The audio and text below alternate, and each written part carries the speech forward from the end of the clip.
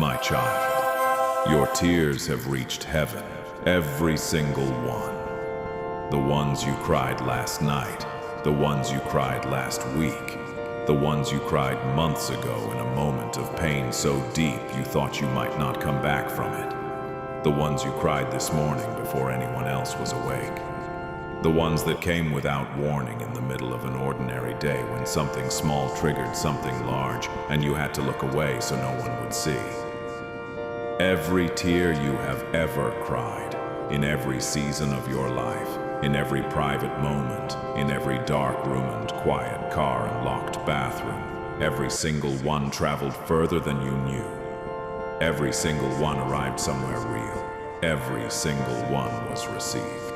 Your tears have reached heaven, my child. They have reached me. I want you to understand what that means, not in a poetic sense, not as a beautiful metaphor that sounds meaningful, but does not actually connect to anything real in your life. I mean it literally, specifically, personally. The tears that came from your eyes, from your pain, from the places inside you that hurt too much to put into words. Those tears are known in heaven. They are held here. They have not dissolved into nothing. They have not gone unnoticed. They have not been lost in the noise of a universe too large to track one person's pain. I track yours. I have always tracked yours. Because you are not one of billions to me. You are mine. And what belongs to me receives my full attention, my full care, my full presence, every tear, every time. I want to talk to you today about what happens when tears reach heaven. Because I think you may have wondered, even in the moments when you were crying and reaching towards something larger than yourself, whether any of it was landing anywhere, whether the reaching was connecting with something real or just dissolving into silence, whether the tears that felt too big to contain were being received or just falling. They were being received. They always have been. And here is what happens when they arrive. They are seen, completely and specifically seen, not as a general category of human pain, but as your pain in this moment, for this reason, at this cost to you. I do not receive your tears as data. I receive them as communication from someone I love, telling me something about what they are going through, what they need, what is too heavy for them to carry alone. I receive them the way a parent receives the tears of a child they love, with full attention, with full care, with the immediate, urgent desire to do something about what is causing them. They are held. I collect your tears, my child. There is not one that has fallen that I have not held. Not one that has been cried into darkness that did not arrive somewhere light. The tears you thought were disappearing into nothing were arriving here. We're being gathered. We're being held with the same care I hold everything that belongs to you. They move me. I want you to know this. Your tears move me. Not in a detached, clinical sense of registering information. They move me the way the pain of someone you love deeply moves you. When you are in pain, I feel it. When you cry, something in me responds, not with distance, not with the kind of calm that has no feeling behind it, but with genuine, personal, this matters to me, care. You are not a case study. You are my child, and my child's tears move me every time. They become prayers. Every tear you have ever cried has been a prayer. Even the ones you did not intend as prayer. Even the ones that came without words. Even the ones that came in moments when you were not thinking about me at all. The tears themselves are a language that I receive as prayer. They carry what words cannot always carry. The weight of what you actually feel, the depth of what you are actually going through, the real state of things beyond what you might be able to articulate. I receive all of that. Every tearful prayer has been heard. Every wordless cry has been received. Every moment of pain that produced tears has been registered here in heaven as communication from you to me, my child. I want to speak to the tears that have come from loneliness. The specific tears that came not from a dramatic loss or an acute pain, but from the sustained quiet ache of feeling alone in your life, of moving through your days surrounded by people and still feeling unseen, of longing for connection that goes deeper than what you have been able to find, of wanting to be known, really known all the way, without having to manage what people see of you, and not yet having that. Those tears have reached heaven too, and I want to tell you what I have been doing with them. I have been receiving the longing behind them, the longing for real connection, for being truly seen, for love that does not require a performance. And I have been working on it, not just offering myself as the answer to it, though I am part of the answer, but working on the human dimensions of it too. Working to bring people into your life who are capable of the kind of connection you have been longing for. Working in your own heart to heal the places that make receiving connection difficult even when it is available. Working on the circumstances of your life so that the opportunities for real connection become more present and more accessible. The loneliness you have cried about is not your permanent state. I am working on it. The tears that came from it have reached me, and I have been responding. The response is not yet complete, but it is underway. I want to speak to the tears that came from grief, the losses you have carried, some dramatic and obvious, some quiet and unacknowledged by the people around you. The losses of people, of relationships, of versions of life that you had hoped for. The grief that came from things ending that you did not want to end. The grief that came from doors closing. The grief that came from finally accepting that some things were not going to be what you had hoped. Those tears of grief have reached heaven, and here is what I want you to know about grief. I do not rush it. I do not put a timeline on how long you are supposed to grieve something that mattered to you. I do not compare your grief to anyone else's, or decide that yours is too much or too long or too deep for the thing you lost. I receive your grief exactly as it is, at whatever size it actually is, for however long it actually lasts, without judgment about whether it is proportional or appropriate. I want to talk about the tears that have come from frustration, the ones that came when things did not work the way they were supposed to, when you did everything right and the outcome was still wrong, when you tried your best and it was not enough, when you waited and what you were waiting for did not come, when you prayed and the silence continued, when you held on as long as you could and things still did not change.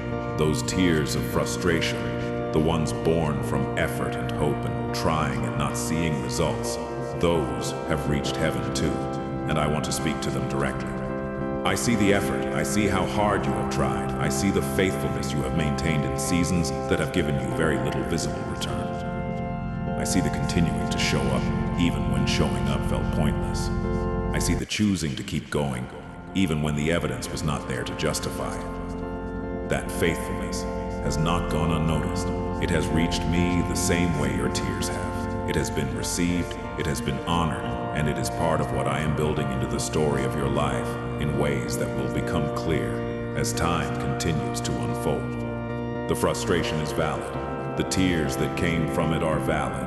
And the thing you have been frustrated about is something I am working on. Not on a timeline that matches your expectations, but on a timeline that accounts for everything I can see that you cannot, and that leads to an outcome that is better than the one you would have settled for if things had resolved earlier. Hold on, my child. What the frustration has been about is worth holding on for. I want to close with this. A simple, direct, personal word to you, from me to you right now in this moment. I know your tears. I know what produced them. I know what they have cost you. And I want you to know, they have not been wasted. Not a single tear has been without purpose. Not a single moment of crying alone has been invisible to me. Not a single wordless, in the dark, no one is listening cry has gone unheard. They all reached heaven. They all reached me.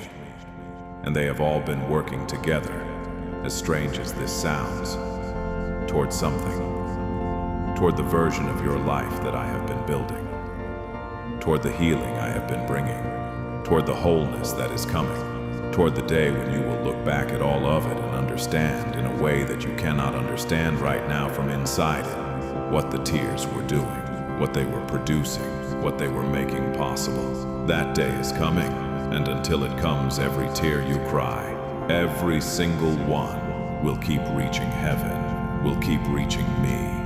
will keep being received with the same love, the same care, the same "this matters to me" attention that every tear you have ever cried has received. You are not crying into nothing, my child. You are crying into my hands. I love you, I see you, I receive you, tears and all. Always, without end. My child, I am not finished yet. I told you your tears have reached heaven, and I want to go deeper into what that means. Because I think there is a layer underneath that truth that I have not yet spoken to. A layer that is more personal, more specific, more directly addressed to the part of you that has been the most wounded. I want to talk about the tears you were ashamed of. Not all tears are equal in the weight they carry. Some tears feel acceptable. Grief tears, loss tears, the kind that come from things that are clearly hard and that anyone would understand. But some tears carry shame with them. The tears that came from wanting something you felt you should not want. The tears that came from caring too much about something that other people seem to handle without crying. The tears that came in moments where you thought, I should not be this affected by this. What is wrong with me? Why can I not just hold it together? Those tears, the ones wrapped in self-judgment, in the feeling that the crying itself was weakness, in the shame of being someone who cries at all. Those tears reached heaven too, and I want to say something specific about them. There is no shame in them, not from my perspective, not even slightly. The tears you have been most ashamed of, the ones you have hidden most carefully, the ones you have judged yourself most harshly for, are not shameful in my eyes. They are just tears. Honest, human, real expressions of what was happening inside you. Nothing more and nothing less than that. The shame you attached to them. That was not from me. I never told you that crying was weakness. I never suggested that needing to feel things was a character flaw. I never implied that a stronger person, a better person, a more spiritually mature person would not have cried in those moments. Those messages came from somewhere else, from a culture that does not value emotional honesty, from people who were not comfortable with their own emotions and therefore were not comfortable with yours, from experiences that taught you that showing pain was not safe. Those messages were wrong, and I want to undo them today, one by one, starting with this. Your tears are never shameful to me. Bring them without shame, all of them, including the ones you have been most embarrassed by. I want to speak to the tears that came from feeling like too much, from sensing that your emotions were more than the people around you knew how to handle, from watching people pull back or shut down or change the subject when you needed them to stay, from learning through repeated experience that the depth of what you feel is something that other people find difficult, and that this difficulty is somehow your fault, your problem, something about you that needs to be fixed or managed or hidden. My child, you are not too much. Let me say that clearly. The depth of what you feel is not a defect. The intensity of your inner life is not a problem to be solved. The tears that come because you feel things deeply, those are not evidence of something wrong with you. They are evidence of the way I made you. I made you with a deep heart, a heart that feels things fully, a heart that loves with intensity and grieves with intensity and experiences life at a depth that many people never reach. I made you that way on purpose, because the world needs people who feel deeply. Because the specific things I've called you to do require someone who can feel what others feel, who can be moved by what is genuinely moving, who is not closed off or numbed out or settled for a shallower version of being alive. The depth that has sometimes made you feel like too much. It is one of the most beautiful things about you, and one day the right people in your life will experience it, not as too much, but as exactly enough, as a gift, as something rare that they are grateful to be close to. You are not too much, my child. You are exactly as much as I made you to be. I want to talk about heaven for a moment, because I said your tears have reached heaven, and I want you to have a sense of what that actually means, what heaven is, in the most relevant sense to what we are talking about today. Heaven is not just a destination. It is a dimension of reality where I am fully present, where my love and my awareness and my care exist, without the limitations that existence in a broken world imposes. When I say your tears have reached heaven, I mean they have reached the fullness of my presence. They have arrived in the place where nothing is unknown, where nothing is too small to matter, where every detail of every life I have made is held with complete attention and complete love. Your tears have arrived in that place, in the fullness of my presence. They have been received by the complete version of my love. Not the partial, limited experience of it that is available in this broken world, but the full thing. The love that has no gaps, no distractions, no limitations of understanding or capacity. Your tears have been received by that love, held in that love, responded to by that love. That is what it means for them to have reached heaven. They reached me, all of me, fully, without loss, without anything getting filtered out or lost along the way. Everything you have ever cried about is known here, known completely, held completely, loved completely. My child, I want to close this conversation with something that I want you to carry. Not just a feeling, something you can return to on the hard days, on the days when the tears come again, on the days when the aloneness is loud and the pain is heavy and heaven feels far away. This, your tears are never lost. They are never wasted. They are never disappearing into nothing. Every single one, from the first you ever cried to the last you will ever cry, travels directly to me, is received directly by me, is held directly by me with love that does not diminish, no matter how many tears come, no matter how long the hard seasons last, no matter what produced the tears or how many times you have cried about the same thing. You are a person whose tears reach heaven. That is true of you specifically, personally, always. No hard day changes it. No distance changes it. No failure, no doubt. No falling away changes it. Your tears have a destination, and that destination is love. Cry when you need to cry, my child. Do not hold back what needs to come out. Do not manage it for me or for anyone else. Let it come.